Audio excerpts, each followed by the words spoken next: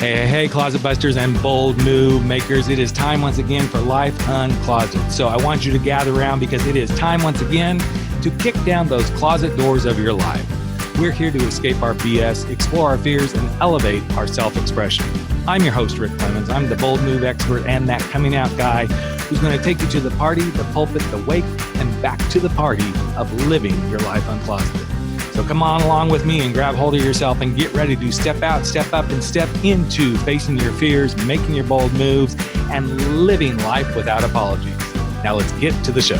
Hello, Life Uncloseted family. It is time once again for Life Uncloseted. I am your host, Rick Clemens, and I just want to say happy Pride. We are in the midst of Pride Month right now. And I always love this season. I know this year it's a little bit different because we're not getting out there and mixing and mingling and rubbing shoulders and taking shirts off and dancing and partying and all that sort of stuff. But we can do all of that in our own way as long as we remember we're all very prideful, very queer, very LGBTQ, very gender nonconforming, whatever it is we are. I want all of us to celebrate Pride this year in a really, really big way. And I know for some of you, you still may be like trying to figure your way out of the closet. So if there's anything we can do here at Life Uncloseted, hop on over to lifeuncloseted.com. You'll find my whole website there with everything that we do. We'd love to support you in any way that we can as you start to escape those closets of your life. So let's dive into today's conversation. And I'm going to tell you that I'm very excited about this one. I know I say that a lot, but this one is actually something I'm very excited about because I haven't had the pleasure of having someone from our beautiful transgender brothers and sisters on the podcast in a while. And I'm not going to tell you the other piece of it because I want her to be able to kind of talk about the other thing that really makes her very, very unique as a transgender woman. She has a brand new book that just came out in May, and it is one where she kind of just shares the fairest of everything about her journey. So I would just like to welcome someone that I'm very, very proud to be introducing into our Pride celebration, Meredith Talusan. So Meredith, thank you so much for being here and bringing your beautiful story to the world. I'm so excited about this. Thank you so much for having me. It's my pleasure. So let's just dive in. I'm going to just give you the mic. You just tell your story, and then I'm just going to back off. I'm just kidding, of course. So, so Meredith was not who you physically were when you came into the world, but you must have had those inklings, as most people who go through that transgender journey. You must have known something at a very early age about yourself that said, something's not quite right here.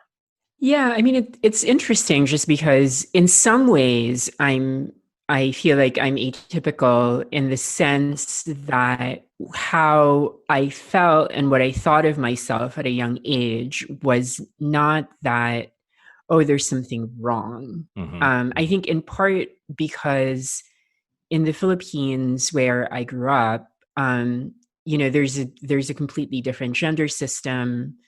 Third gender people are more accepted, at least in indigenous culture, before, right, the Spanish came along. So me having feelings like, oh, like I actually wouldn't mind if I were a girl, mm-hmm. like I don't, like that's not something that would necessarily be terrible, wasn't a thing that I identified as a particular cause for concern. Yeah. It wasn't something that I thought, oh, like this is, whatever, like weird or, et cetera, like I had a lot of the people who I looked up to, a lot of the people who I emulated as a child were women, but that didn't necessarily raise a red flag for me. And it's interesting because in a lot of ways, it was the fact that I was attracted to boys that was more present, right, because that was more visible and not allowed, right? Mm-hmm. Whereas the idea of me, sort of being a girl or liking girls, like liking the idea of being a girl, that was something that I knew, but it wasn't something that I felt I had like really sort of tortured feelings about. Right. which was also probably part of the reason why I didn't think of it as something that I needed to particularly pay attention to until Mm-hmm. later in life, right? Right. And I think that's very different from, like a lot of stories that we hear from other trans people, Mm-hmm. because they grow up, because Western culture is more patriarchal. Men and women, boys and girls are more segregated in the West. So I feel like it's much more likely for somebody who is assigned male, who is Right. living their life as a boy, and suddenly feels like, oh, like I have feelings that I want to be a girl, that is much more likely to cause them crisis, right? There's a piece of the puzzle, though, we haven't addressed yet that has probably been as much of a challenge as this, suddenly, oh, this transgender are being attracted to boys and da da da da. There's a whole nother part of you that makes you very unique. So why don't you That walk is it in? true. I am in fact albino, and I grew up in the Philippines, and I grew up in a fairly rural part of the Philippines. So I grew up in a place where a lot of the people that I interacted with had never seen a person with blonde hair and fair skin. Mm-hmm. So that's another really different aspect of me. As a trans woman, a lot of trans women, they come from, like a place where they're seen as normal, and then like they are seen as unusual when they come out as trans and when they transition. That Mm-hmm. has never been true for me. I've always been unusual. I've always been different. Like Mm-hmm. from the earliest of my memories, I've always stood out. And so in some sense, that was actually easier for me when I transitioned, because I already know how it felt to be different Mm-hmm. from everybody else. Yeah. But do you find that piece, because here's where we're going to start going deep, and a lot of people know this, but I think this is a beautiful time to really go a little bit deeper on this. I've heard from many trans women, especially trans women of color, Mhm. that it's even more difficult. And I know for my, bisexual and gay and lesbian brothers and sisters of culture, so Filipino being one of them, that if they come out gay or lesbian, it's like this whole interesting cultural thing. But I know if I were walking past you, on the street, I probably wouldn't really go, oh, I think she's Filipino.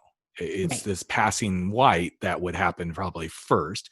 And no, I'm not a racist, but I'm just saying how most people would probably perceive Right. you. Yeah, yeah, yeah, absolutely. And it's probably in its own unique, interesting way, a little bonus in your world.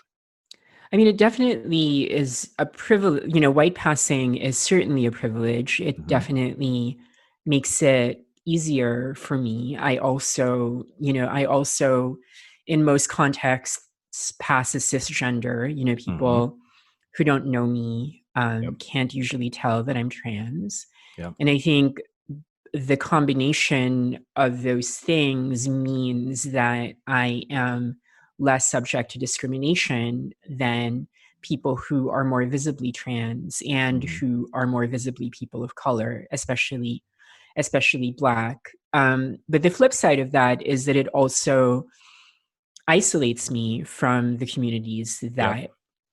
that I belong to, so that I'm not, like I'm not white, and I'm not cisgender, so I Mm-hmm. don't, and I myself have no real, like different people have different attitudes and opinions about, like their positions relative to their identities, but I have no desire to be seen or to be identified as white or cisgender. I Right. I really value both being trans and being a person of color. But at the same time, I also have to deal with the fact that my experience is, markedly different Mm-hmm. from the communities that I belong to.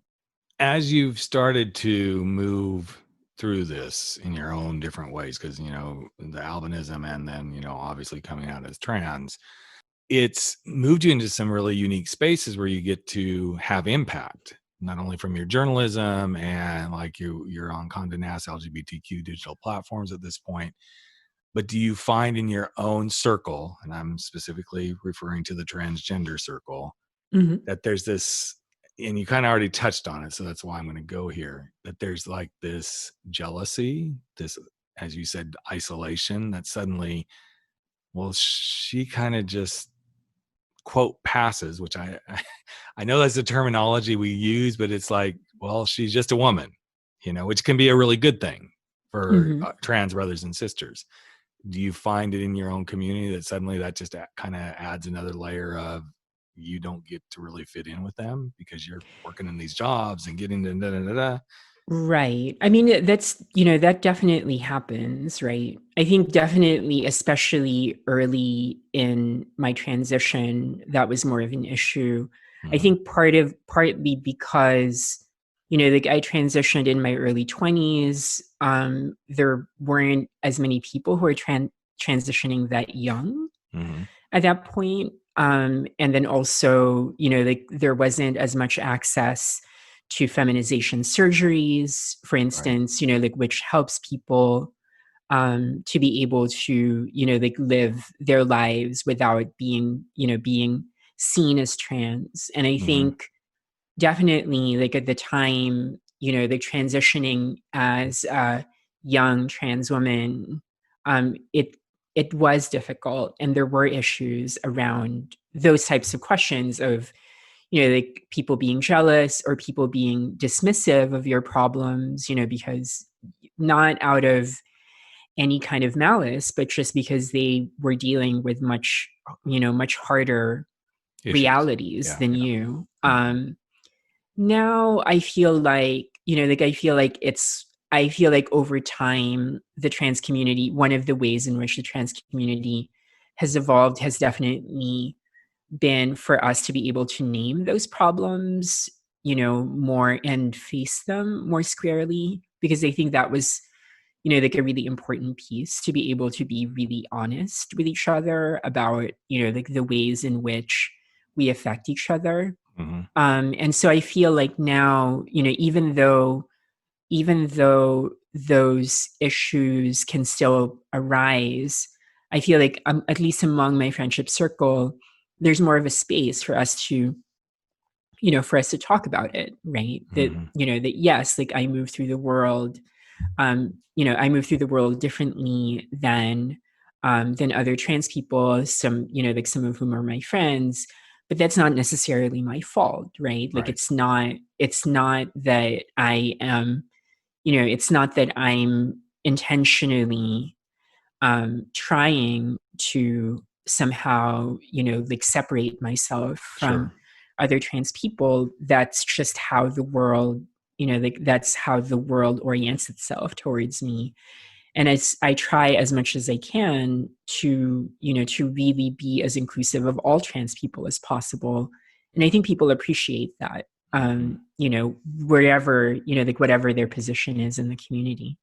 It's interesting because when I came out of the closet, I came out at age 36, and I'm a big guy, and Hmm. I present, I'm just a big masculine guy, and I have had people, and I know it's just who they are, in their own perception of the world, like, oh yeah, but it's so much easier for you to, to just pass as a regular guy. I'm like, well, I am a regular guy. I just happen to be gay, and it's almost like this like little bit of bitterness that comes off of them. Hmm. And it's like, I didn't do anything to do this. I have, my body is a big, a big guy, and until I really realized, oh, I see the struggle, because there's definitely struggle that some people have. Like, it's like the gaydar thing, it can go off in a heartbeat, but it's like hard for some people to own that piece of, well, look at you and you get by so easily. And I'm like, yes, but I didn't intentionally come out of the closet to get by easily being out of the closet. It was hard enough in its own ways for me to come out.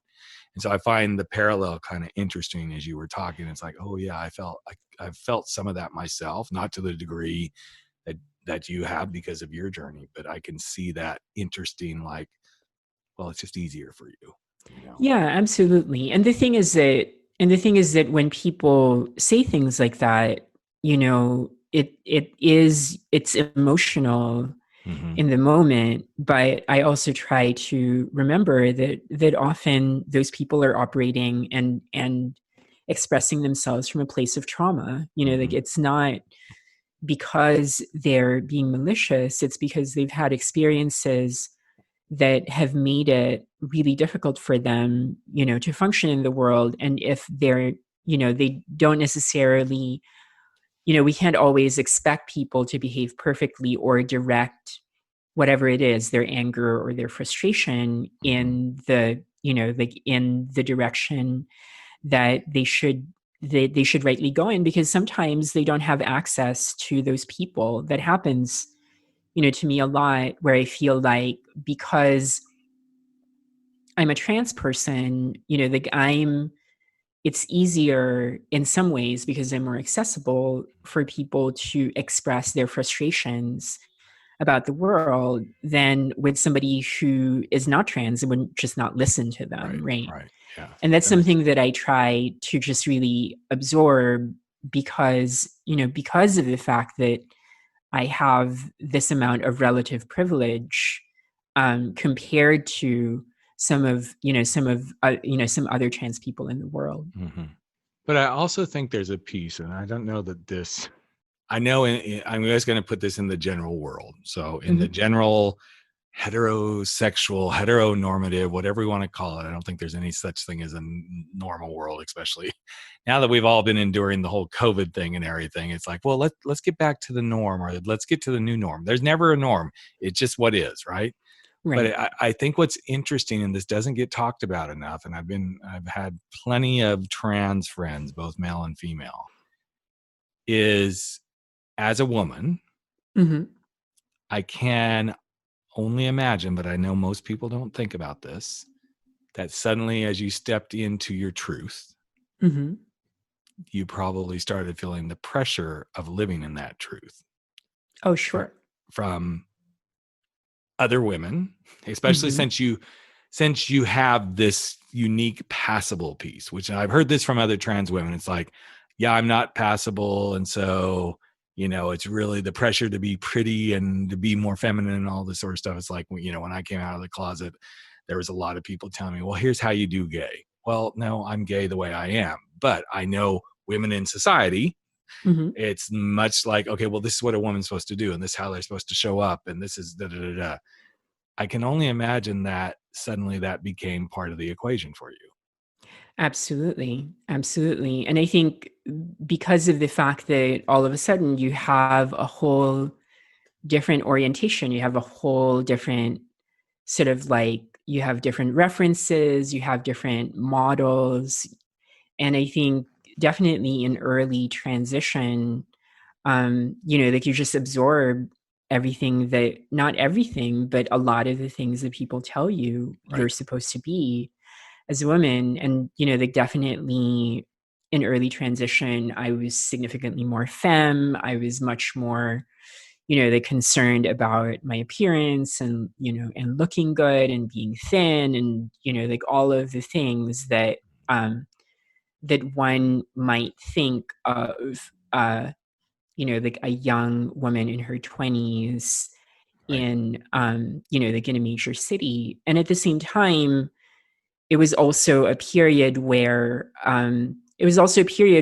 I was enjoying the you know the relative advantages of being in that Hmm. position, right? Like, I it was really funny, just because I was working on a piece.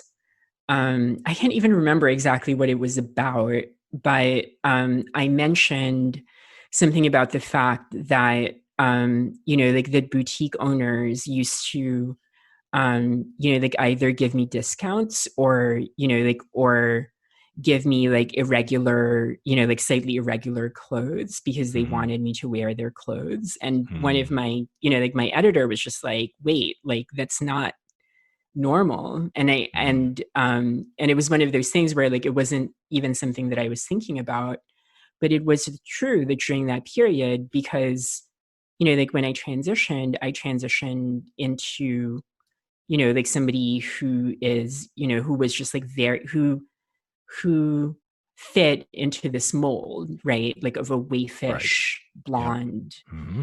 thin, sort of exotic looking woman. And Right. so as a result, I did have opportunities that other people probably didn't, right? Mm-hmm. But at the same time, that came with all of the pressure, Yep. that as soon as like there are, for instance, it's really funny just because as we're talking about this, I used to go to a designer who I loved, whose boutique I loved, whose clothes I loved, whose dresses I loved, back when I was a size 0 to 2, right? Mm-hmm. And now that I am, like, and it's even ridiculous that I'm telling you this, but it's true, like now that I'm a size 6, which is like normal, it's not Mm-hmm. even average. Like the average women's size in America is like a size 12. Right. Um, but because of the fact that I went to that boutique when I was a particular size, and I can only imagine wearing that designer's clothes, Mm-hmm. when I was that size, and I think of myself as not looking good because I remember Right. when I was that size and I was wearing those clothes. Mm-hmm. I just don't go to that designer anymore. Even though I still really like her clothes, Mm-hmm. I can't see myself in them because I saw myself when I was a size 2 in them, and I think to myself that I look better, right? Those are some of the pressures that that you deal with, even though at the same time, consciously they're kind of ridiculous, right? Um, What about violence? Have you had any what of about that? violence? Well, it Yeah. just in general, because I know a lot of my trans female friends, Mhm. and I mean, those who will allow themselves to read about this stuff, which there's a lot of the world that won't even like address this part of life, but they tend to attract violence or fear Right. for, being violently attacked or things like that. And so I'm just curious, have you succumbed to any of that on this journey? Well, definitely in early transition, I at least experienced a reasonable amount of trans-related harassment, right? Mm-hmm. So I actually started dressing as a woman full time even before I started hormones. Mm-hmm. I think during that period, there were occasionally times when people could tell that I was trans, right? And like that, those situations were certainly really dangerous and scary, especially before I had gender reassignment surgery, um, because in that particular situation, somebody could hit on you. You're at a club, et cetera, et cetera. They could Right. touch you in a place where, and then and then it all can go wrong. Mm-hmm. And then the other situation is like you could be in a dating situation and you don't tell somebody that you're trans, and then they have a really strong reaction to you Right. being trans. But I think the fact that like I have had that compared to a lot of trans people of color and trans women of color, like I've never really worked in the informal economy, so I've had steady jobs, so it's less likely for me to be on the street, Yep. like that has been a factor in me, sort of like being less susceptible to threats of violence. And I think the fact that I'm not sort of, I don't know, like there's something about me not being immediately threatening to people. I think that's a factor, like I think that a friend of mine who runs, who worked in the Miami trans community, who is a Black trans woman, describes it this way, right?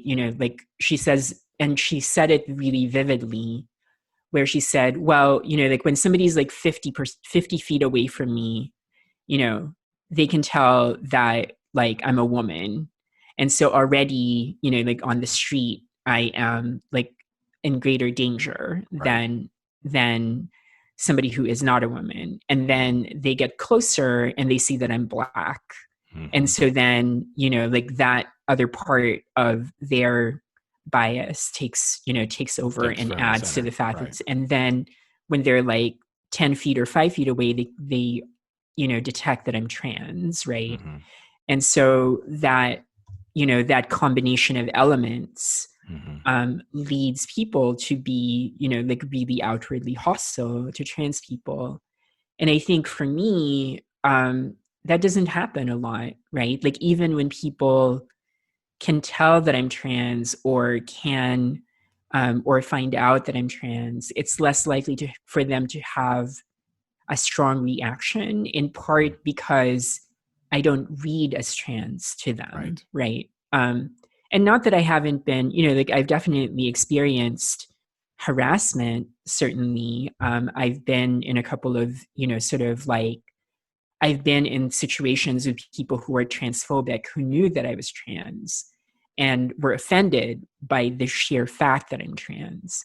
But I think that's a very different kind of dynamic than the type of, like violence that a lot of trans women unfortunately face, right? Like a lot of the violence that I've faced in terms of my, like in terms of my experience has been more, the type of violence that women in general experience, right? Like violence in dating situations or sexual encounters and, the coercion and, like those types of situations. That's definitely been part of my experience. And has definitely made it, like made those types of situations like sex and relationships more complicated, right? And that's something that I did not expect when I started transition. When I started transition, I still had very much like the mindset of a gay man. I was just like, oh, great, like so many more people want to have sex with me, and like, and I, like there are so many more straight men than gay men, and so many of them want to have sex with a thin blonde woman, right? And it was only over time that I became much more aware of, like the risks and difficulties of being involved with cis straight men. It's such an interesting journey, and I love the openness that you're sharing, because I don't know that many people, and I've said this many times over the years since I came out of the closet, we hear why would anybody choose that way, and da da da da da, right? I wish people could wrap their heads around the fact that I don't want to say it's not a choice, because we've heard that so many times over, but I wish they'd understand how much we all, especially I believe transgender individuals, but how much we all give and sacrifice to be who we are. And nobody out in the rest of the world, quote unquote, I'm putting this in big quotes, everybody who's listening, doesn't have to do it to quite this degree. Yes, you get told you can't be something, and you get told, oh, that's stupid, you shouldn't try to do this. But I don't know that the general public, heterosexual public, really gets this journey, that we step into a space of, this is important enough to me to do what it takes. Is it easy? Hell no. There's not a whole lot that's easy until you get to the place like I am, and you, it sounds like you are to a good degree too, of I just don't care anymore. I don't care what you think of me. Right. But that other side of it is, it's like somebody who, I used to talk about gay and lesbian couples and trans couples who finally able to have a child. And I can relate it to heterosexual couples who have a hard time having a child. But I don't think, if people really think about how much they work, how much they invest to be able to have that parental experience. It's the hard work that we do to be ourselves that I wish people could put their arms around. And then they would really understand why pride is such a big thing for And I many of think us. also that, people don't take into account the fact that when they ask questions like, like why would somebody choose to be that way?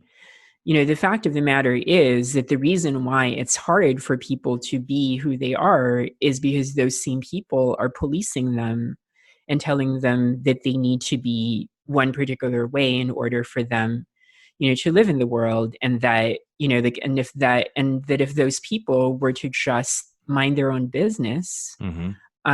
that things won't be nearly as hard for, queer people, trans people, Mm-hmm. queer parents, all of these people who are marginalized in their various communities. Absolutely. So we haven't got to the most important thing, the book. So you Yes. captured much of this journey, much of your life in the book, and it's a beautiful book. I've seen the cover, so I'm so glad you've got the book out. Why did you feel so compelled to, like, it's time to do this memoir? Well, I mean, I think when I started writing notes and working on the book, I had, by that point, this was around, early 2017, I Mm-hmm. guess. Yeah.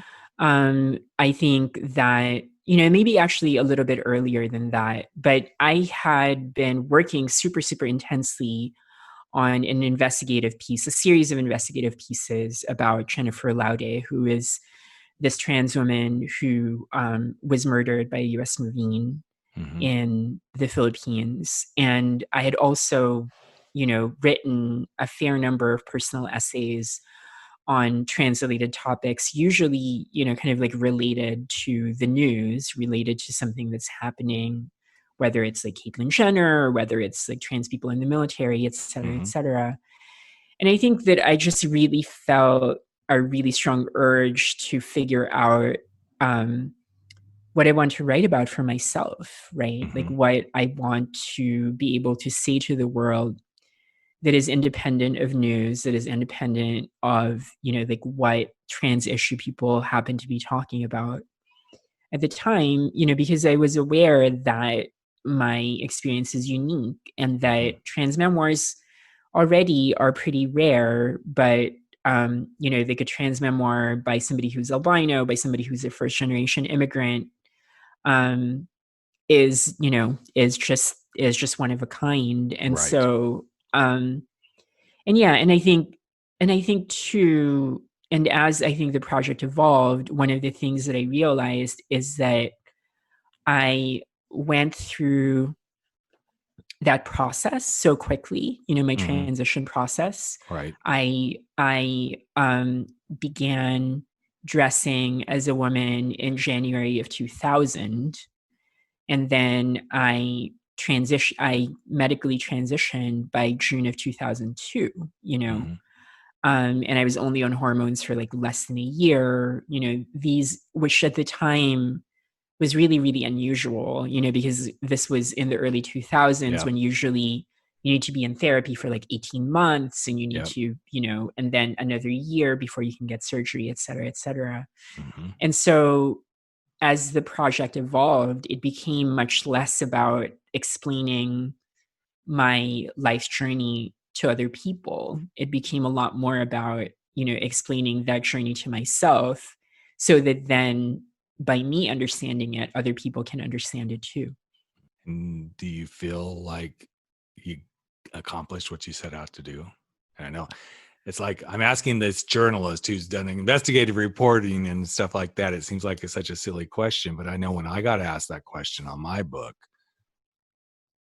it was a definitive yes, and I'm still questioning, not sure. That's really interesting. I mean, I am really happy with the book for myself. Like I Yes. really am, hugely, hugely happy to have written it. It has benefited me immensely as a person and as a Mm-hmm. writer. Like a fair number of people who I love and respect and deeply, deeply admire have read it and have expressed, various forms of admiration and love for it. And I think that for me, actually, like that's more than enough, like everything else is gravy. I mean, it's been really, really amazing to see the reception of the book and how much press it's gotten and, et cetera, et cetera. But at the end of the day, for me, at least, all of that are fringe benefits, like my goal, my practical goal, having written, like in terms of like what I wanted for this book, was for me to be able to write another book and more books and also like be able to feed myself in the process. Like as long as that's possible for me, like that's the degree of my sort of like practical ambition. And then everything else, like everything else is icing on the cake. I think I'm much harder on myself in terms of like the actual writing part, the actual being happy with the book and being happy with my work part.